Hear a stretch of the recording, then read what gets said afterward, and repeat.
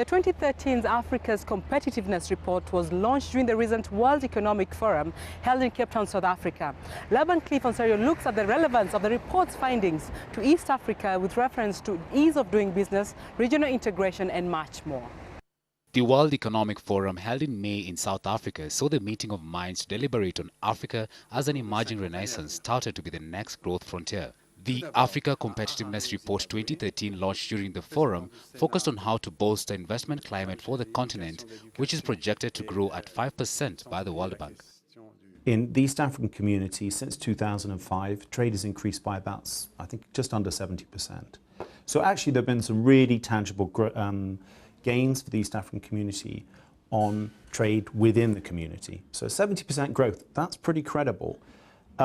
I think the other aspect is, of course, that trade is growing very quickly with the rest of the world. And on average, trade volumes across East Africa are growing around 7 to 8% a year. That's fantastic news for creating jobs and prosperity across the region. In terms of the returns on investment, Africa has been posting about 29%, whereas Europe has been posting about 10%.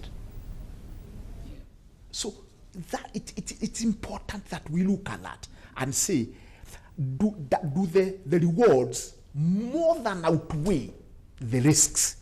The answer is yes. The entire world has is in some slow growth. Of course, it's recovering, but not as quickly as everybody would think. And those people who have investment and capital have already suffered significant problems and instability in some of the more what are called mature markets. We don't prefer that word, but the high-income countries. And so as they look to Africa and other regions of the world which are opening up, they're not going to throw their money. This is very timid money, but also it's money that has been earned. And so as they look for opportunities to invest, they'll be looking at reports such as the World Economic Forum. These reports looking at a country's scores and actually trying to dissect to see for themselves what are the signals that an economy, a country, and a government gives. And if they look at these signals, no wonder the foreign direct investment is not easy to come by. Kenya was ranked fourth as the most competitive economy in East Africa with a mean score of 3.52. This is despite the country being the region's economic powerhouse due to various shortcomings. Basically, the biggest one is corruption. I think not news. The second one, in addition to corruption, obviously, the second one is inflation, which is basically also not news for last year. The third one is basically tax rates. And of course, the fourth is crime and theft.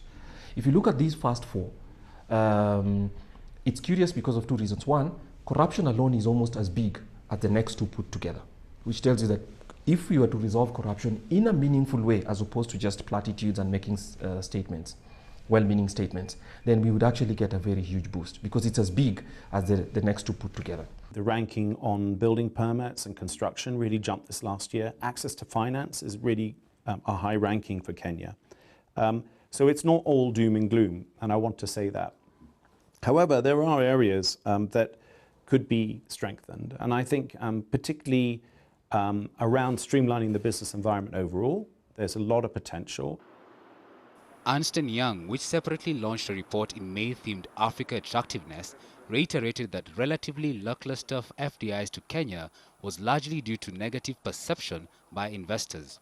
The people who had a presence in Africa were very positive. The perception was different. They were very, very positive. Already the people who are already in Africa, who are already doing business in Africa, were very positive about the future of Africa. In fact, it was so positive that according to them, only Asia was ahead of Africa.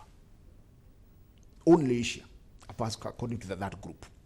Then the people who had no business in Africa were so negative that according to them, Africa is the worst investment destination. It was at the bottom.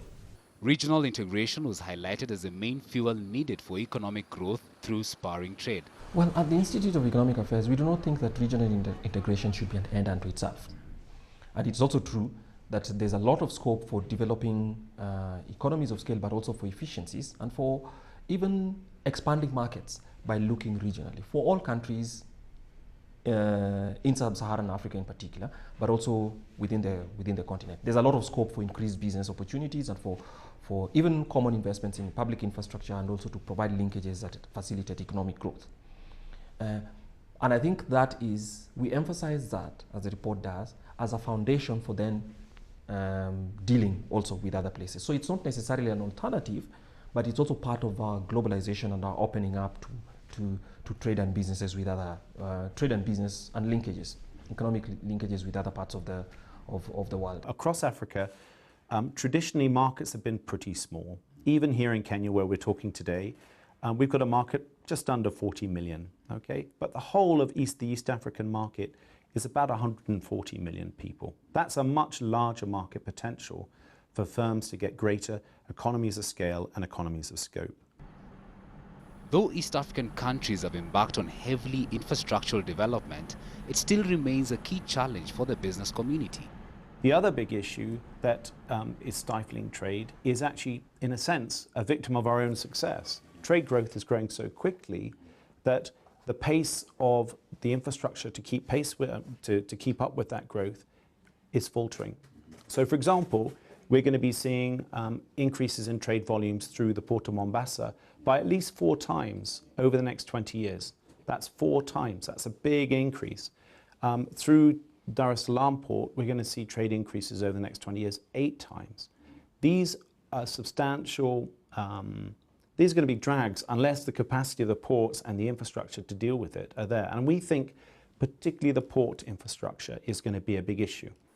Profitability of the financial institutions, coupled with the central bank's reduction of the base lending rate by 100 basis points to 8.5%, is poised to propel the integration through provision of affordable capital for trade and other pillars for the economy. To do what we want to do and to grow by double digits, like our Vision 2030, if we have to go by double digits, then we must focus on the financial sector. The businesses require capital, and the capital agenda is one of the top agendas. So, given that, we must have a stable financial sector, because people want to put money where they are, and they also want to ensure that they can take that money. But when it is uncertain, it is difficult to move forward.